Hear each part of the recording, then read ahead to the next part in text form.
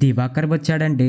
గుమ్మం దగ్గర ముగ్గు వేస్తున్న హేమలత స్వరం వినబడగానే పేపర్ చదువుతున్న శివరాం బయటకు వచ్చి ఆశ్చర్యంగా, అరే ఎన్నాళ్ళైందో కలిసి అన్నాడు. నమస్కారం సార్, మీరు బాగున్నారా అని వినయంగా అడిగాడు దివాకర్. రా లోపలికి వెళ్ళి కూర్చుందామంటూ శివరాం హాలు వైపు నడిచాడు. ఇద్దరు కుర్చీలో కూర్చున్నాక కాఫీ గ్లాసులు పట్టుకుని శివరాం భార్య హేమలత హాల్లోకి అడుగుపెట్టింది. దివాకర్, బాగానే ఉన్నావా? అమెరికా వెళ్ళావని విన్నాము, చాలా సంతోషంగా ఉంది అంటూ హేమలత కాఫీ గ్లాసును అతనికి అందించింది. అవునమ్మా, ఆఫీస్ వాళ్ళు 6 నెలల ప్రాజెక్టు కోసం పంపించారు అన్నాడు దివాకర్ కాఫీని తాగుతూ. ఓహో, ఏంటి నీ విశేషాలు?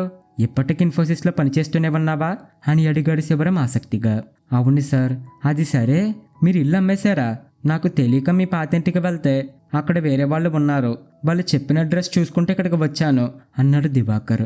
అవును, మా శ్రావణి పెళ్ళి, రఘు చదువు కోసం డబ్బు కావాల్సి వచ్చింది, సర్దుబాటు కాకపోవడంతో ఇల్లు అమ్మేశామన్నాడు శివరాం ఆలోచనలో పడినట్టు.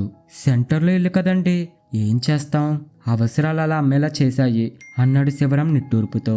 అప్పుడు దివాకర్ కాఫీ గ్లాసుని కింద పెట్టి చేతిలో ఉన్న ఇన్విటేషన్ కార్డును శివరాంతో పాటు హేమలతకు అందిస్తూ, మీరిద్దరూ ఖచ్చితంగా రావాలి అన్నాడు. సరళంగా అందంగా ఉన్న పత్రికను చూసి శివరాం ఆశ్చర్యపోతూ, ఇల్లు కట్టావా అని అడిగాడు అవాక్కైనట్టు. అవునండి, కుక్కట్పల్లి సమీపంలో శాంతినగర్లో అన్నాడు దివాకర్. శాంతినగర్లోనా? ఇప్పుడు అక్కడ స్థలం కొనడం, ఇల్లు కట్టడం సామాన్యులకు సాధ్యమయ్యే పని కాదు కదా.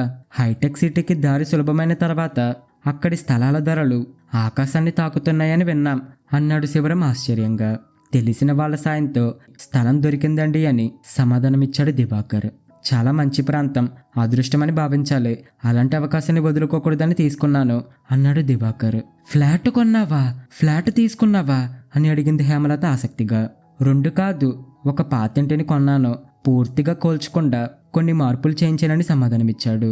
మొత్తం ఎంత అయింది అని హేమలత సూటిగా అడిగిన ప్రశ్నకు దివాకర్ చెప్పిన జవాబు విని హేమలత నోరు వెళ్ళబెట్టింది.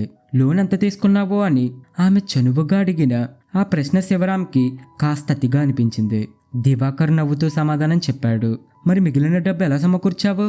అప్పు తీసుకున్నావా అని మళ్ళీ అడిగింది హేమలత. ఏం చేస్తే నీకెందుకు ఇలా యక్ష ప్రశ్నలు వేయకు అని శివరాం ఆమెను ఆపేందుకు ప్రయత్నించాడు. వచ్చే జీతమంతా ట్యాక్సులకు, లోన్లకు, అప్పులకే సరిపోతుంది కదా అంది హేమలత. నువ్వు లోపలికి వెళ్ళు అని శివరాం కాస్త గట్టిగా చెప్పాడు.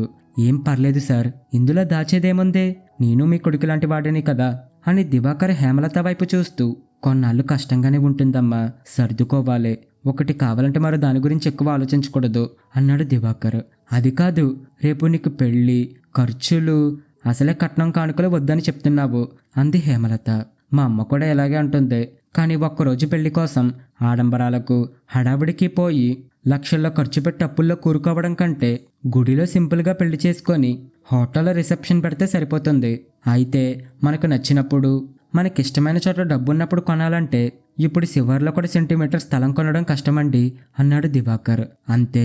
అతని మాటలకు హేమలతకి ఏం సమాధానం చెప్పాలో, ఇంకా ఏం అడగాలో తోచలేదు.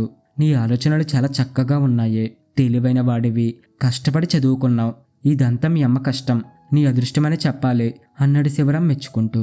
అంతా మీ ఆశీస్సుల వల్లే సార్ అంటూ దివాకర్ లేచి నిలబడి ఇద్దరి పాదాలకు నమస్కరించి మీరిద్దరూ ఖచ్చితంగా రావాలి అని మరోసారి చెప్పి బయలుదేరాడు.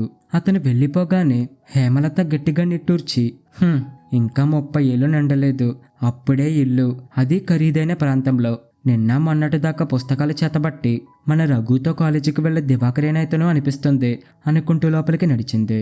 శివరాం ఒక ప్రభుత్వ పాఠశాలలో ప్రధానోపాధ్యాయుడిగా పనిచేసేవాడు. ఇంగ్లీష్ బోధనలో అతనికి సాటిలేని ప్రతిభ ఉండేది. విద్యార్థుల మనసును ఆకర్షించే విధంగా పాఠాలు చెప్పడంలో అతను దిట్ట. అతని బోధన చూసి విద్యార్థులతో పాటు సహోపాధ్యాయులు కూడా ఆశ్చర్యపోయేవారు. ఏమంత ప్రత్యేకత అంటే, స్కూల్ వాచ్మెన్కి ఇంగ్లీష్ అర్థం కాకపోయినా శివరాం పాఠం చెబుతున్నంతసేపు గోడ వెనక నిలబడి వింటూ ఉండేవాడు. సహోపాధ్యాయులు శివరాంతో ఇంగ్లీష్లో మాట్లాడడానికి జంకేవారు. అంతటి నైపుణ్యం అతనిది. అలాంటి శివరాంను తన తెలివితేటలతో అబ్బురపరిచిన వాడు దివాకర్. దివాకర్ ఎలాంటి ధనవంతుల కుటుంబం నుంచి రాలేదు. అతని తల్లి టిఫిన్ సెంటర్ నడుపుతూ ఎన్నో కష్టాలను ఎదుర్కొని కొడుకుని చదివించింది. అనేక ఒడిదొడుకుల మధ్య చదువునే నమ్ముకున్న దివాకర్ సాఫ్ట్వేర్ ఇంజనీర్గా ఎదిగాడు. 3 ఏళ్ల క్రితం 30,000 జీతంతో ఉద్యోగం ప్రారంభించాడు. ఇటీవల 6 నెలల పాటు అమెరికా వెళ్లి వచ్చాడు. మౌనంగా పేపర్ చూస్తున్న శివరాం కళ్ళు అక్షరాలపై కదులుతున్న అతని మనసు దివాకర్ చుట్టూ తిరుగుతుంది. ఎంతసేపు పేపర్ చదువుతారు అంటూ లోపల నుంచి వచ్చిన హేమలత అడిగింది. పేపర్ను పక్కన పడేసి, దివాకర్ చెప్పిన ఒక విషయం గమనించావా అన్నాడు శివరాం. ఏంటది అంటూ హేమలత కూర్చుంది. పెళ్లిని గుడిలో సింపుల్గా చేసుకోవడం సమస్య కాదు, కానీ ఇంటిని స్థిరంగా సిద్ధం చేసుకోవడం ముఖ్యమన్నాడు. గమనించావా అన్నాడు. సరిగ్గా చెప్పారు. ఒక్కరోజు హంగామా కోసం ఆడంబరాలకు పోయి ఉన్న సొమ్మంతా ఖర్చు చేసి అది సరిపోక అప్పుల్లో మునిగితే అందులో ఎవరికి లాభం చెప్పండి? తిని వెళ్ళిపోయేవాళ్ళు తప్ప నిజంగా ఆనందంతో ఆశీస్సులిచ్చేవాళ్ళు ఎంతమంది ఉంటారో? దివాకర్ చిన్న వయసులోనే పెద్ద ఆలోచన చేశాడు. నిజానికి తరం పిల్లల ఆలోచనలు ఎంతో భిన్నంగా ఉన్నాయంటూ ఆమె లేచి నడిచింది. కుక్కట్పల్లిలో కొంచెం లోపలికి వెళ్ళిన తర్వాత శివరాం హేమలత ఎక్కువ శ్రమ పడకుండానే అడ్రస్ ఆధారంగా దివాకర్ ఇంటిని సులభంగా చేరుకున్నారు. అప్పటికే అక్కడ చాలామంది ఉన్నారు. వారిలో ఎక్కువ శాతం దివాకర్ స్నేహితులే ఉన్నారు. బంధువులైతే వేళ్లతో లెక్కించేంత తక్కువగా ఉన్నారు.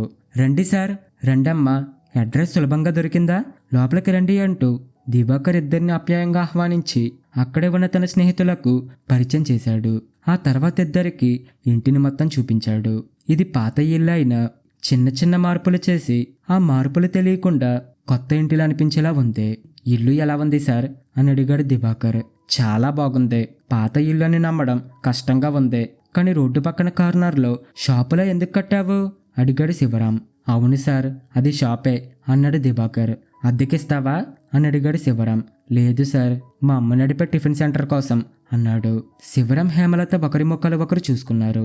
అంతులో ఎవరో కొత్తగా రావడంతో దివాకర్ వారిని రిసీవ్ చేసుకోవడానికి వెళ్ళాడు. శివరాం మనసు కొంచెం కలవరపడింది.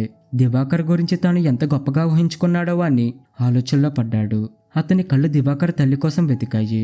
ఆమె అక్కడ కనిపించలేదు. కానీ 20 ఏళ్ల క్రితం జ్ఞాపకాలు మాత్రం అతని కళ్ళ ముందు కదలాడింది. పొద్దుటూరు సమీపంలోని చిన్న గ్రామం నుంచి 8 ఏళ్ల కొడుకుని వెంట పెట్టుకొని జీవనోపాధి కోసం లక్ష్మణ రాజమ్మ హైదరాబాద్కు వచ్చారు. శివరాం పనిచేసే స్కూల్ ఎదురుగా ఒక చిన్న టీ దుకాణం ప్రారంభించారు. కొద్ది కాలంలోనే స్థిరపడి ఆ దుకాణాన్ని టిఫిన్ సెంటర్గా మార్చారు. తమ కొడుకు దివాకర్ను అదే స్కూల్లో 6వ తరగతిలో చేర్పించారు.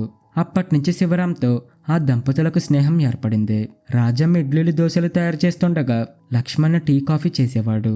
రుచి, పరిశుభ్రత ఉండడంతో త్వరలోనే వారికి మంచి పేరు వచ్చింది.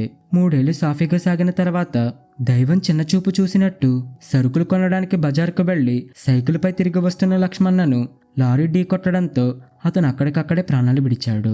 ఇన్నాళ్ళు భర్త సాయంతో జీవనం సాగించిన రాజమ్మ ఒక్కసారిగా ఒంటరిగా మిగిలి పిల్లలతో బజార్లో నిలబడాల్సి వచ్చింది.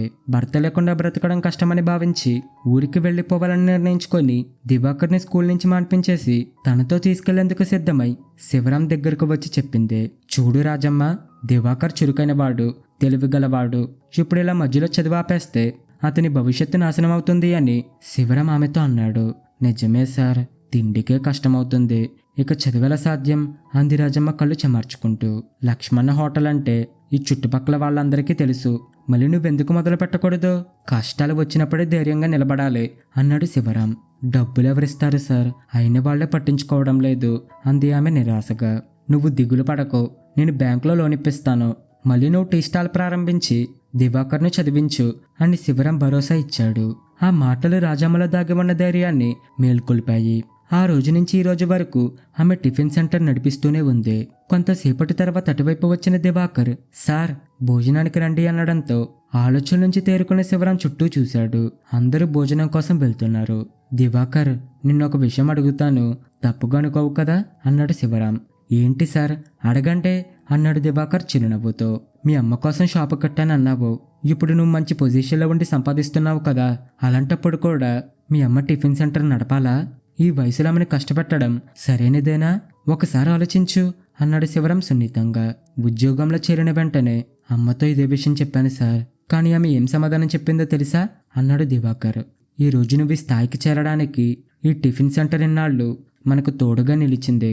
నీకు ఉద్యోగం వచ్చిందని, మన స్థాయి పెరిగిందని, మన పునాదులను మరిచిపోతామా? నీ సాయం చూసుకొని నేను పని మానవచ్చు, కానీ ఈ టిఫిన్ సెంటర్తో జీవనం సాగిస్తున్న టీ మాస్టర్ను, పని పిల్లల్ని, నా బల నిరుద్యోగులను చేయమంటావా? టిఫిన్ సెంటర్ నడపడం నాకు తెలిసిన ఏకైక పని. నేను టీచర్గా, అధికారిగా లేక డాక్టర్గా ఉంటే నువ్వు నా పని మానమని అనేవాడివా? ఈ వృత్తి నాకు ఆత్మవిశ్వాసాన్ని, ఆర్థిక స్థిరత్వాన్ని, స్వాభిమానాన్ని ఇచ్చింది. ఇన్నేళ్లు నిన్ను చదివించి నువ్వు ఉన్నత స్థాయిలోకి రాగలవన్న నా నమ్మకానికి ఈ టిఫిన్ సెంటర్ ఆధారం. ఇప్పుడు ఇందులో వచ్చే ఆదాయంతో జీవించే స్థితి నుంచి మనల్ని ఉన్నతంగా తీసుకెళ్లిన ఈ వృక్షం శాఖలుగా విస్తరించి అభాగ్యులకు ఆసరాగా నీడనిచ్చే మరిన్ని ఫలవృక్షాలను సృష్టించాలి. ఇందులో వచ్చే లాభం ఇక్కడ పనిచేసే నలుగురికి పంచాలి అనుకుంటున్నాను అని చెప్పింది అన్నాడు దివాకర్. అమ్మ కష్టపడకూడదని ఆలోచించిన నాకు ఆమె మాటల్లో ఒక కొత్త దృక్కోణం కనిపించింది. ఆమె స్వయంగా పని నుంచి తప్పించుకునే వరకు ఆమె పని చేయడంపై నాకు ఎటువంటి అభ్యంతరం లేదు. అందుకే కష్టాల్లో ఉన్న నలుగురికి సాయం అందించేలా ఏర్పాటు చేశాను. గ్యాస్, పిండి రుబ్బే యంత్రాలు, ఫర్నిచర్ కొన్నాను. అమ్మ పర్యవేక్షణలో ఈ టిఫిన్ సెంటర్ ఆమె అసలు నీడల్లో అడ్డంకులు లేకుండా నడవాలని నిర్ణయించుకున్నాను అన్నాడు దివాకర్. నిజంగా నీ గురించి గర్వపడుతున్నాను. అందరిలాగే నేను ఆలోచించాను. నీలాంటి యువకులకు మీ అమ్మిచ్చిన ఆశయాల స్ఫూర్తి చాలా ముఖ్యం. ఇది సంతోషించాల్సిన విషయం, స్వాగతించాల్సిన మార్పు. ఒంట్లో ఓపిక వండి చేస్తున్న వృత్తిని వదిలి కొడుకుల మీద ఆధారపడి స్వేచ్ఛను కోల్పోయి ఆత్మాభిమానం చంపుకొని బ్రతుకుతున్న ఎందరికో ఈ ఆలోచన కళ్ళు తెరిపిస్తుంది. ఇలాగే ముందుకు సాగు అంటూ శివరాం ఆప్యాయంగా దివాకర్ భుజం తట్టి భోజనం కోసం లేచాడు. జీవితం అనేది సౌలభ్యం కోసం మాత్రమే కాదు, తమ కష్టాల్ని ఇతరులు సంతోషంగా మార్చగలిగినప్పుడే అది సార్థకమవుతుంది. రాజమ్మ టిఫిన్ సెంటర్ ఒక చిన్న దుకాణం కాదు, అది ఆశల్ని పంచే జీవనాన్ని నడిపే ఓ జీవనాడి. ఆ ఆలోచనతో శివరాం ముఖంలో చిరస్థాయిగా ఒక చిరునవ్వు చోటు చేసుకుంది. మీకు కనుక ఈ కథ నచ్చితే లైక్ చేయండి, షేర్ చేయండి. ఇలాంటి మరిన్ని కథల కోసం మా ఛానల్ని ఇప్పుడు సబ్స్క్రైబ్ చేసుకోండి. Thank you friends.